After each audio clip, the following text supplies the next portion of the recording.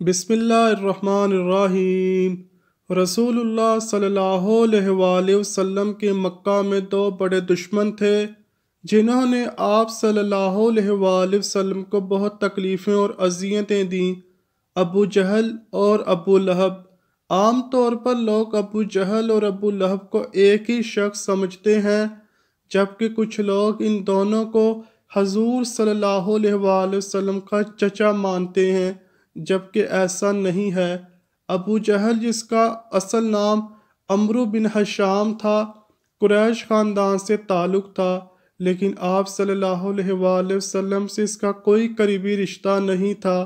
بعض لوگ جو اس کو آپ صلی اللہ علیہ وآلہ وسلم کا چچا خیال کرتے ہیں، یہ غلط ہے، اس لیے کہ آپ صلی اللہ علیہ وآلہ وسلم کے دادا حضرت عبد المطلب تھے، اور ابو جہل نہ عبد المطلب کا بیٹا ہے اور نہ ہی حضرت عبد المطلب کے خاندان کا ہے، بلکہ عبد المطلب عبد مناف کے خاندان کے تھے، اور ابو جہل مخزومی قبیلہ اور خاندان کا تھا۔ ان دونوں میں خونی رشتہ نہیں ہے۔ ابو جہل کا شجرہ نسب کچھ یوں ہے: ابو جہل بن ہشام بن المغیرہ بن عبداللہ بن عمر بن مخزوم القریشی المخزومی۔ ابو جہل جنگ بدر میں اپنے انجام کو پہنچا، جہاں پر اسے دو بچوں حضرت معوذ اور حضرت معاذ رضی اللہ تعالیٰ عنہ نے زخمی کیا، اور حضرت عبداللہ بن مسعود رضی اللہ تعالیٰ عنہ نے اس کی گردن دھڑ سے الگ کر دی۔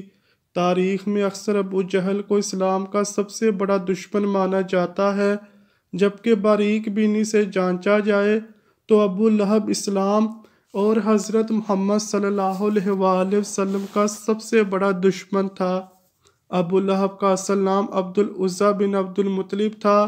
اس کی اصل کنیت ابو عتبہ تھی، لیکن اس کے والد حضرت عبد المطلب اس کے چہرے کی سرخی کی وجہ سے اسے ابو لہب پکارتے تھے۔ ابو لہب حضور اکرم صلی اللہ علیہ وآلہ وسلم کا حقیقی چچا تھا۔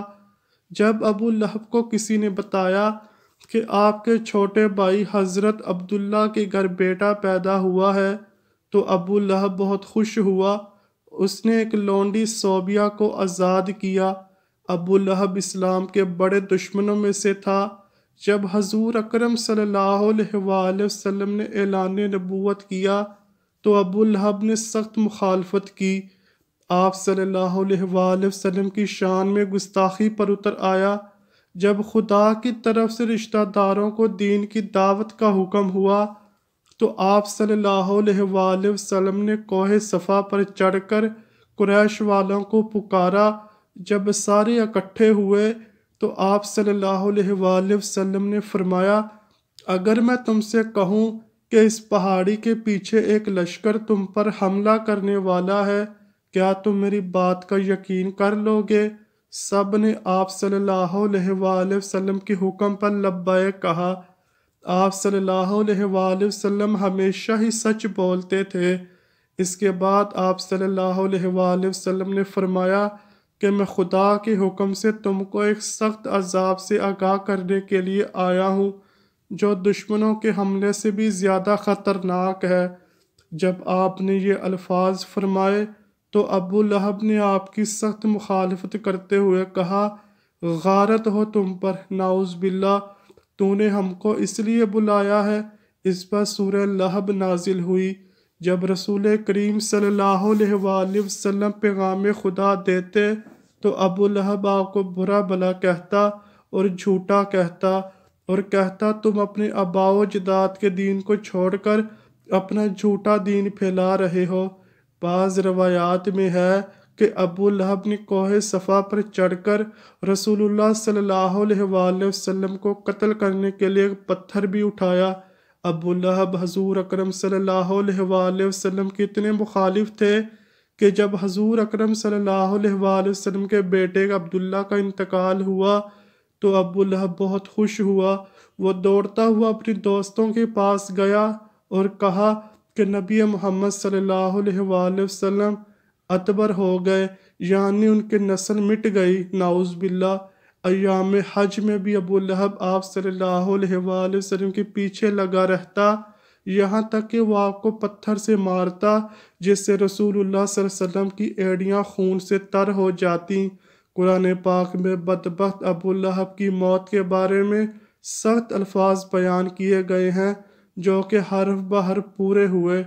وہ بہت ذلت کی موت مرا۔ ابو لہب بہت زیادہ مالدار تھا۔ جب بھی اس کو خدا کے عذاب سے ڈرایا جاتا تو کہتا، اگر حضور صلی اللہ علیہ وآلہ وسلم کی بات سچ ہے تو آخرت کے دن مال و دولت کا نذرانہ دے کر عذاب سے چھوٹ جاؤں گا۔ ابن اسحاق سے مروی ہے کہ جب ابو لہب کی بیوی جمیل کو پتہ چلا کہ میرے خاوند کے بارے میں سورت نازل ہوئی ہے تو وہ ایک پتھر لے کر رسول اللہ صلی اللہ علیہ وآلہ وسلم کو مارنے کے لیے مسجد الحرام پہنچ گئی۔ مسجد حرام میں حضرت محمد صلی اللہ علیہ وآلہ وسلم اپنے ایک ساتھی حضرت ابوبکر صدیق رضی اللہ تعالیٰ عنہ کے ساتھ آرام فرما رہے تھے تو اللہ تبارک و تعالیٰ نے جمیل کی نظروں پر ایسا پردہ ڈالا کہ اس کو صرف حضرت ابوبکر صدیق ہی نظر آئے۔ اس نے پوچھا، مجھے معلوم ہے کہ حضرت محمد صلی اللہ علیہ وآلہ وسلم میری مذمت اور رجوع کرتے ہیں۔ خدا کی قسم اگر محمد صلی اللہ علیہ وآلہ وسلم میرے سامنے ہوتے تو میں اس کو پتھر مارتی۔ وہ دشمن اور مخالفت کی وجہ سے رسول اللہ صلی اللہ علیہ وآلہ وسلم کو مذمم کہہ کر پکارتے۔ یہ کہہ کر وہ واپس چلی گئی۔ قریش والے جب مذمم کہتے تو آپ صلی اللہ علیہ وآلہ وسلم فرمایا کرتے، اے لوگو، اللہ نے کس طرح ان کو صبر و شکم مجھ سے پھیر دیا۔ وہ مذمم کو برا بلا کہتے ہیں، میں تو محمد صلی اللہ علیہ وآلہ وسلم ہوں، اللہ کا آخری رسول۔ ابو لہب قریش کا مالدار آدمی تھا۔ اس کا سود خوری کا کاروبار بہت وسیع تھا۔ وہ لوگوں کو سود پر چیزیں دیتا اور خود منافع کماتا، یہاں تک کہ اس نے خانہ کعبہ سے سونے کا ہرن بھی چوری کر کے بیچ ڈالا۔ ابو لہب کی اولاد بھی نبی اکرم صلی اللہ علیہ وآلہ وسلم کی بہت زیادہ دشمن نکلی۔ ابن اساکر اور ابن اسحاق لکھتے ہیں کہ ایک دن ابو لہب کے بیٹے عتیبہ نے یہ ٹھان لیا کہ محمد صلی اللہ علیہ وآلہ وسلم کے پاس جا کر ان کے رب کے بارے میں بری باتیں کہہ کر ان کو اذیت پہنچائے گا۔ عتیبہ بدبخت نبی کریم صلی اللہ علیہ وآلہ وسلم کے پاس آیا اور بہت سخت کلامی کی، اور سب سے بڑا جرم یہ کیا کہ چہرے انور کی طرف تھوکا، مگر وہ ناپاک تھوک چہرے انور پر گرنے کی بجائے دور جا گرا۔ اس کی گستاخی پر رسول اللہ صلی اللہ علیہ وآلہ وسلم نے دعا مانگی، اے اللہ اس پر اپنے کتوں میں سے کسی کتے کو مسلط کر دے۔ عتیبہ اپنے خیال میں بڑا کارنامہ سر انجام دے کر اپنے باپ کے پاس آ گیا۔ ابو لہب نے پوچھا، پیارے بیٹے تو نے اسے کیا کہا؟ اس نے بتایا، میں نے یہ کہا۔ پھر اس نے پوچھا، اس پر محمد صلی اللہ علیہ وآلہ وسلم نے کیا کہا؟ عتیبہ نے بتایا، اس نے یہ بددعا دی۔ یہ سنتے ہی ابو لہب کا رنگ سرخ ہو گیا، کیونکہ وہ جانتا تھا کہ محمد صلی اللہ علیہ وآلہ وسلم کی کوئی بھی دعا ایسی نہیں جو قبول نہ ہو۔ اب وہ پل پل اپنے بیٹے کا خیال رکھتا۔ ابو لہب ایک دفعہ قافلے کے ساتھ شام روانہ ہوا اور راستے میں ایک جنگل میں گرجا گھر میں انہیں پڑاؤ کرنا پڑا۔ جنگل میں خوفناک جانوروں کا خطرہ تھا، تو ابو لہب کو بار بار حضرت محمد صلی اللہ علیہ وآلہ وسلم کی بددعا یاد آ رہی تھی۔ ابو لہب نے قافلے والوں سے کہا، چونکہ تم لوگوں پر میرے بہت زیادہ احسانات ہیں تو میں تم سے ان کا بدلہ یہی چاہتا ہوں کہ آج رات میرے بیٹے عتیبہ کی حفاظت کرو۔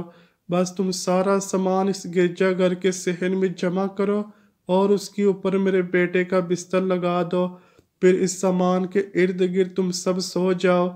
حبار روایت کرتے ہیں کہ ہم نے ایسا ہی کیا۔ جب رات کو سب سو گئے تو جنگل سے شیر آیا، ہم سب کے چہروں کو اس نے سونگا مگر کسی کو کچھ نہ کہا، پھر سامان کے بلند ڈھیر پر چڑھ گیا، عتیبہ کے چہرے کو سونگا اور اسے چیر پھاڑ ڈالا۔ ابو لہب کا برا حال تھا، وہ کہے جا رہا تھا میں جانتا تھا میرا بیٹا محمد صلی اللہ علیہ وآلہ وسلم کی بددعا سے کبھی نہیں بچ سکے گا۔ ناظرین گرامی، ابو لہب اس کے بیٹے عتیبہ اور اس کی بیوی کا انتہائی دردناک اور عبرتناک انجام ہوا، کیونکہ اللہ پاک نے سورہ لہب میں پہلے ہی ان کے لیے عذاب کا فیصلہ سنا دیا تھا۔ جنگ بدر کے 7 دن بعد حضور صلی اللہ علیہ وآلہ وسلم کے چچا ابو لہب چیچک کی بیماری میں مبتلا ہوا اور گل سڑ کر مرا۔ روایت ہے کہ اس کو ایک ریشے دار دانہ نکلا جو پھٹا، پھر اس سے مزید دانے نکلے۔ اب ان دانوں کی جب بدبو پھیلنے لگی تو اس کی اولاد اور بیوی نے یہ فیصلہ کیا کہ ان کو اپنے گھر کے کسی ویران کھنڈر میں منتقل کر دیتے ہیں تاکہ یہ بیماری کسی اور میں منتقل نہ ہو۔ اسی بیماری، بدبو اور اذیت میں 7 دن رہنے کے بعد ابو لہب جہنم واصل ہوا اور اس کی لاش 3 دن تک پڑی رہی۔ کوئی اس کے قریب نہ پھٹکتا تھا۔ لوگوں کو ڈر تھا کہ جو قریب جائے گا اسے چھوت کی وہی بیماری لگ جائے گی جس سے ابو لہب مرا ہے۔ جب بدبو پھیل گئی تو لوگوں نے اس کے اہل و عیال کو کچھ شرم دلائی۔ اس پر انہوں نے ان تانوں سے تنگ آ کر کچھ حبشیوں کو اجرت دے کر لاش اٹھوائی، جنہوں نے اسے لمبی لکڑیوں پر رکھ کر ایک گڑھے میں پھینکا اور اوپر سے دور کھڑے ہو کر یوں پتھر پھینکے جیسے اسے رجم کیا جا رہا ہو۔ ابو لہب کی بیوی ام جمیل کے نام سے معروف تھی، جو ابو سفیان کی بہن تھی۔ اس کا نام عروہ بنت حرب تھا۔ وہ بھی ایڑیاں رگڑ رگڑ کر مری، کیونکہ اللہ پاک نے اس کے بارے میں ارشاد فرمایا تھا کہ اس کی گردن میں مونج کی رسی ڈال کر اسے جہنم میں پھینکا گیا ہے۔ وہ اپنے قیمتی ہار پر فخر کیا کرتی تھی اور شیخیاں مارتی تھی کہ میں یہ قیمتی ہار بیچ کر محمد صلی اللہ علیہ وآلہ وسلم کی مخالفت میں لگا دوں گی۔ اللہ پاک نے اسی گردن میں وہ توق ڈالا کہ جس سے شیطان بھی پناہ مانگتا ہوگا۔ اللہ پاک ہمیں اسلام پر چلنے کی توفیق دے، ہمیں رسول اللہ صلی اللہ علیہ وآلہ وسلم اور ان کی پیاری آل سے بے پناہ محبت کرنے کی توفیق عطا فرمائے۔ آمین یا رب العالمین۔